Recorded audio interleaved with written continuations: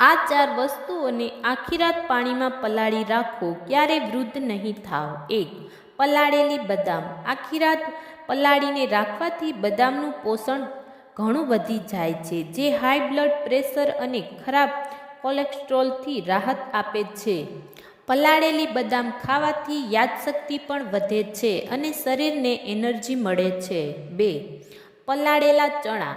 પલાળેલા ચણા ખાવા સ્વાસ્થ્ય માટે ખૂબ જ ફાયદાકારક છે. તે વધુ પ્રોટીન અને ફાઇબર પ્રદાન કરે છે. સવારે પલાળેલા ચણા ખાવાથી વજન ઘટાડવામાં પણ મદદ મળે છે, સાથે જ શરીરનો થાક પણ દૂર થાય છે. 3. પલાળેલી કિસમિસ. ઉર્જા વધારનાર કિસમિસમાં મેગ્નેશિયમ, પોટેશિયમ, આયરન ભરપૂર માત્રામાં હોય છે. તે ત્વચાને ચમકદાર બનાવવા અને શરીરમાં લોહીની ઉણપને દૂર કરવા માટે ખૂબ જ ફાયદાકારક છે. સૂકી દ્રાક્ષને પલાળીને ખાવાથી કિડની સંબંધિત સમસ્યાઓ દૂર થાય છે. બીજા દિવસે સવારે રાતે પલાળેલી કિસમિસનું સેવન કરવું રોગપ્રતિકારક શક્તિ માટે ખૂબ જ સારું છે. તે કબજિયાતની સમસ્યાને દૂર કરે છે અને પેટને સ્વચ્છ રાખે છે.